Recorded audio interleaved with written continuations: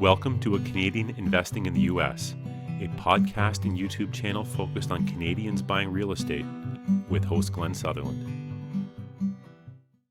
Welcome to another episode of Canadian Investing in the US. This week, my guest is Johnson Yu. Johnson, let's start off by giving people a bit of an intro to yourself.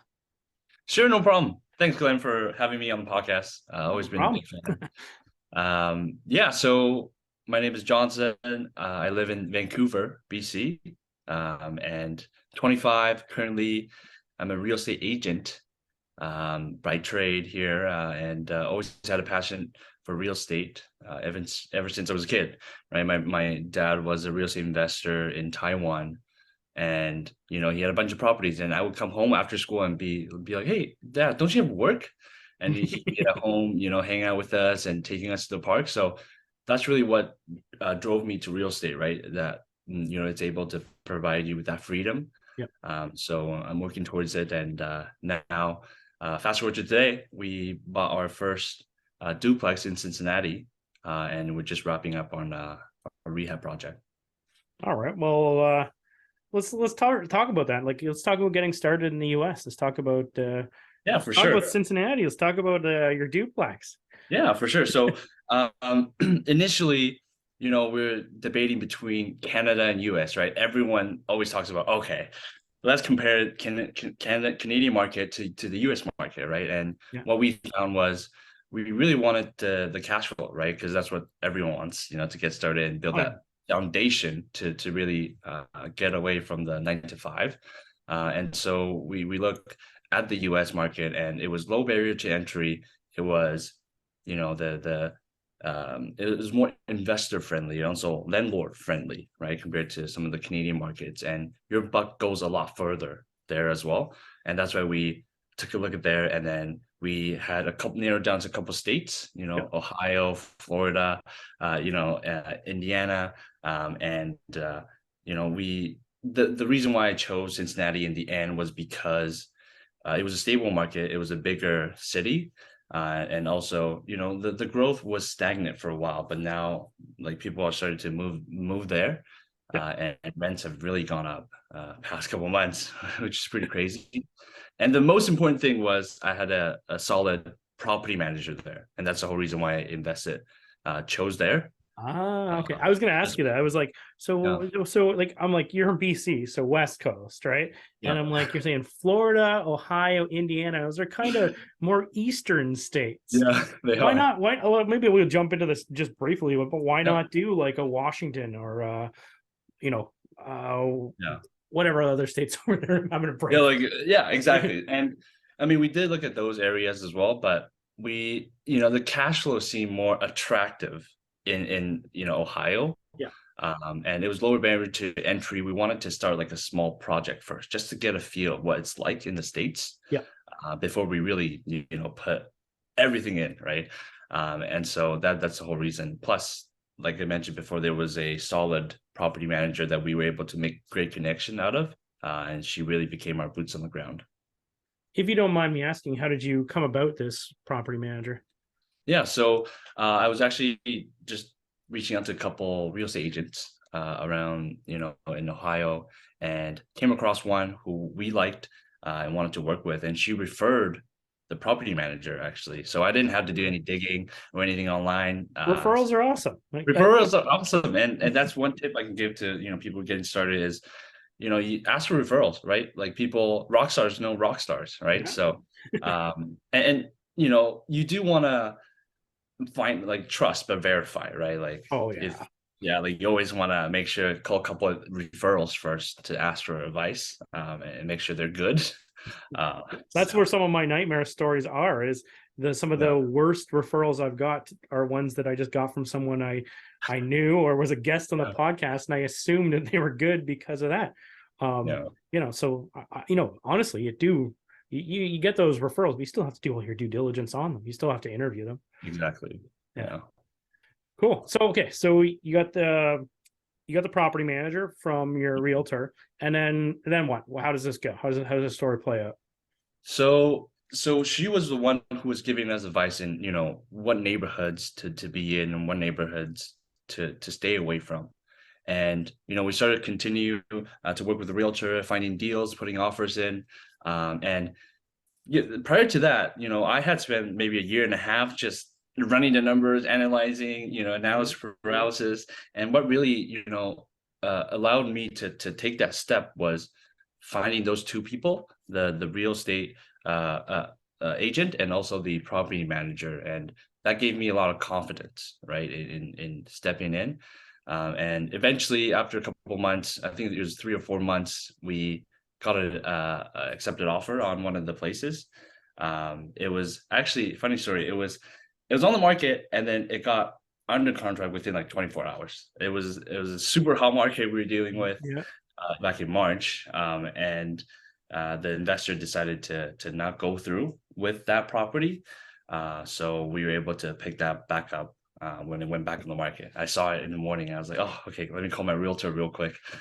So we got it under contract and closed on it. That was also a nightmare getting to the closing table, Oh yeah. So what was I going to ask you now? It doesn't matter. But okay, so closing table. Okay, so you said it was a nightmare. Like what happened? So, it's one of those things where no matter how much you research, read, or educate yourselves, you don't know things might come up until like you actually do it. And that's why it's so important to just take action, right? Yeah. And so got to the closing table. I didn't know that doing a remote closing was going to be tough, at least from what I knew back then. And we ended up having to delay closing a couple times because the title company needed to get like a bunch of documents in order, and they had to mail documents out to or send me an email. I had to print everything and sign the lender docs, and then mail it back. So that took a while to get closing. I remember I was so close to flying down, and just sign the papers there. Oh, was it because of the notary? Like were you having issues where they didn't like the Canadian notary, or what was the snag? It was a combination of, the lender trying to line up with, the title company, and there's a lot of coordination between all of that. It's just like a bunch of email threads. But yeah, I learned my lesson. It's just, it might be easier just to fly in and get everything signed.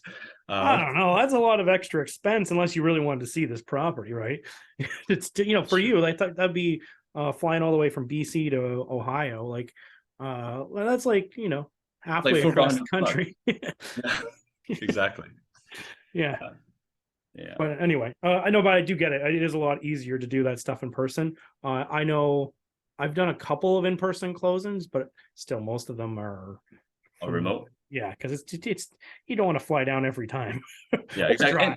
Plus, it forces you to create a system, right, and build solid relationships when you're remote and managing everything from here. Yeah. So I think that's super important because eventually, if you want to scale, this is how you have to build a system. Oh yeah. So think about this. Yeah, exactly what you said. But say you wanted to do 50 houses a year, are you going to fly back and forth every week? Because you think about start putting questions like that in your head, right? Yeah, exactly. Yeah, it would get out of control. Okay, so your closings got delayed a little bit because the title company and the notary and everybody just working together. But they eventually everything came together, got this thing closed. What happens after this? You're buying this thing vacant? Is there tenants? Like, what are we talking about? There are tenants. Is there renovation? Okay. So there were 2 tenants in the unit. So it's duplex, top-down duplex, 4-bedroom, 2-bath upstairs, and 2-bed, 1-bath downstairs, separate entrances. Say 4-2 upstairs. Yeah, 4-2 upstairs. That's it's a 3 and then an attic, right? So okay, because the attic. Okay, gotcha. I was just saying, wow, you see the upstairs is usually smaller. It's a pretty big property. It's like 2,800 square feet. Okay, yeah. And the plan was to burr it, right? Yeah. To do some cosmetic renovation, paint, flooring, some exterior work, and some front porch work. And so we got it. We closed it. There were tenants there that we had to kick out because they were paying under market rent, and we also had to renovate the property, right? So that took a while as well, getting them out. But at least we did get the 1 month's worth of rent, and then also some of that security deposit. So How long would you say it took them to get them out? Like a month, 2 months? I Like, would say a month and a half ish. that's Just not so because, bad. It's not so yeah, bad. it's not bad, but And you were evicting just because you wanted the property back. You weren't evicting because they didn't pay their rent or something like that, right? one tenant, I think it was the downstairs that didn't and didn't end up paying, so we had to get them out fairly quickly. But the other one left pretty peacefully, so there's no issues there. But I think a lot of people who are like, BC or Ontario investors, let's just listening to this, getting the property back without even really cause in a month and a half, that sounds a little crazy. Yeah. Exactly. It's that's the whole reason why there is more investor friendly, right? Landlord friendly. Yeah. That's why we went there. And yeah, so after they were out, we started renovations.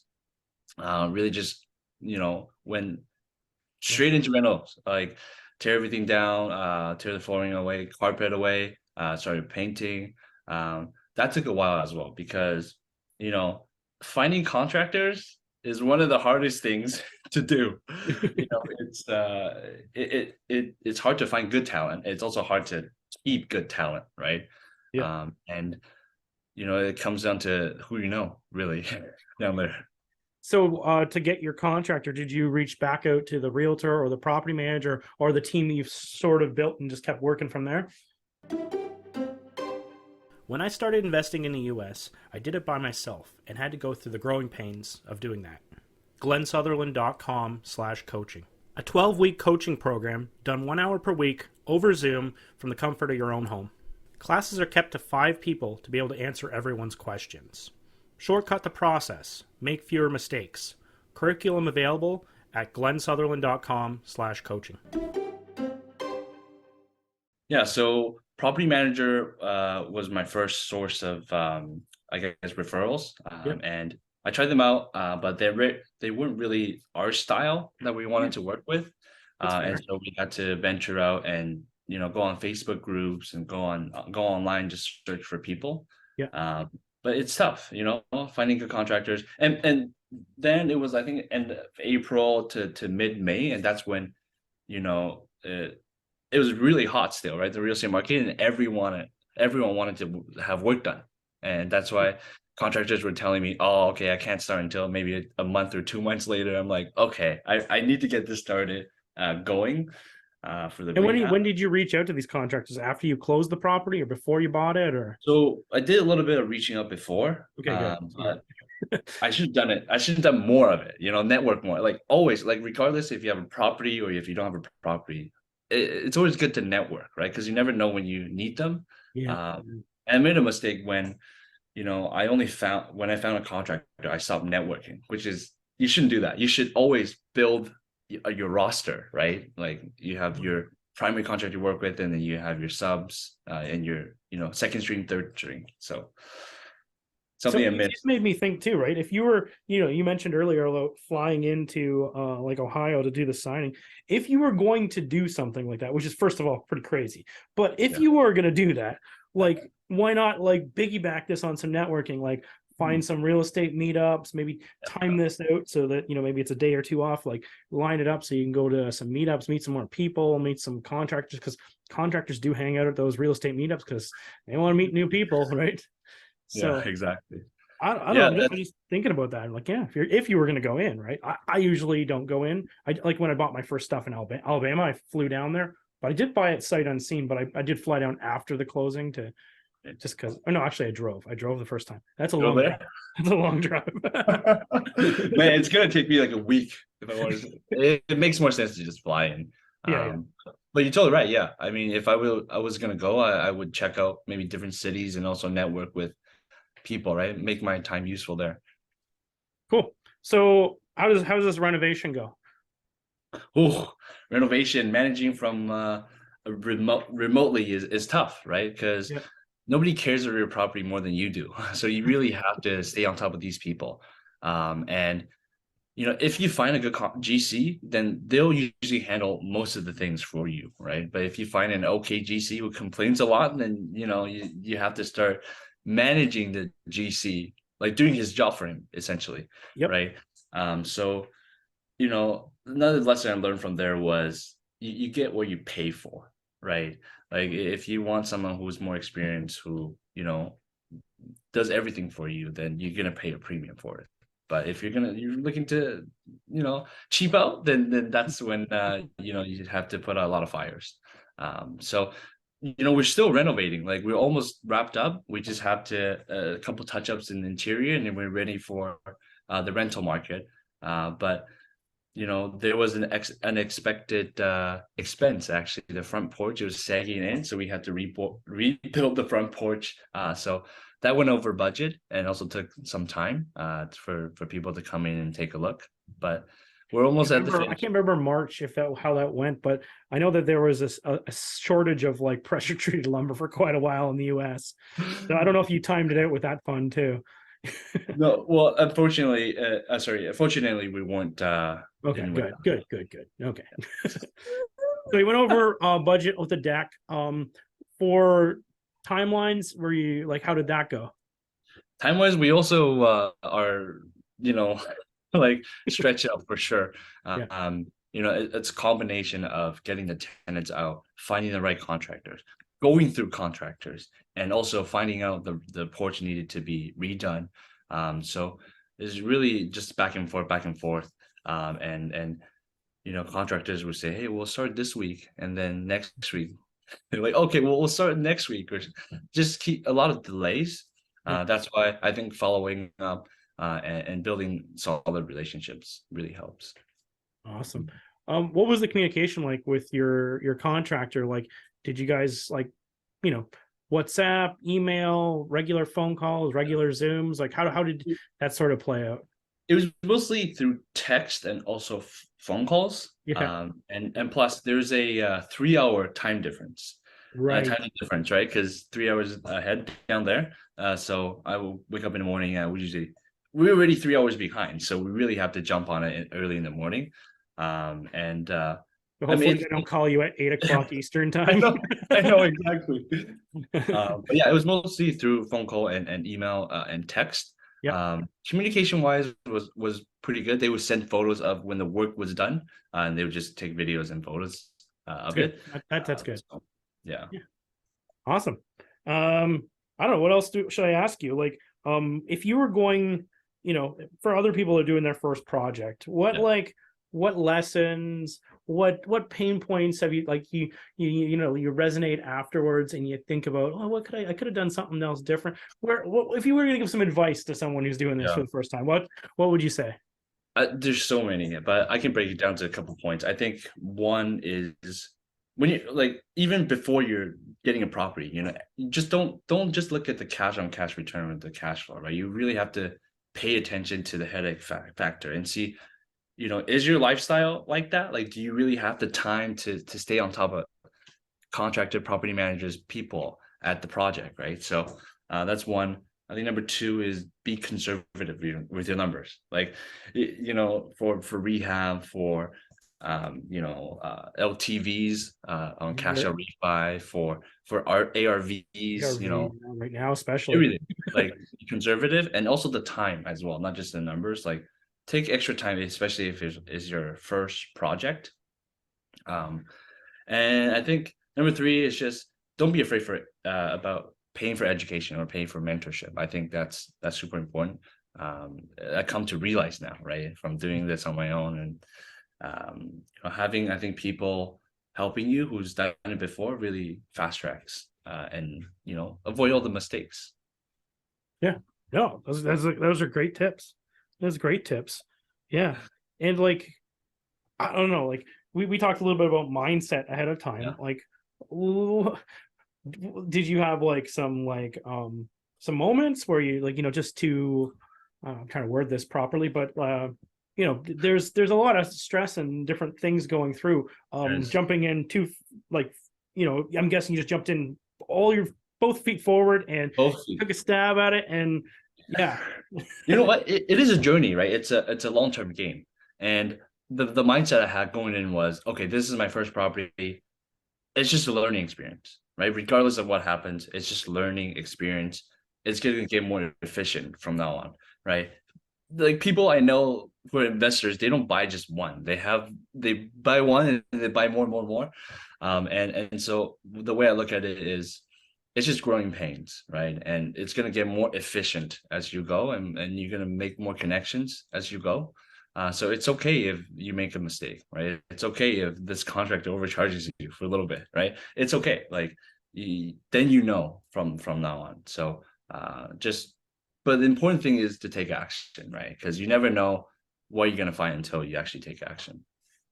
I love it. And when you're just taking action, sometimes just some of the pieces aren't perfectly lined up.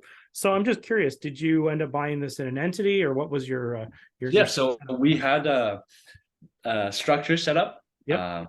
So it was an LPLC structure that I was talking to a couple Yep. CPAs. I know a lot of people get hung up on that. Like, yeah, setting what kind of structures should I set up? But you don't even have a property yet. So like But just it's pick one.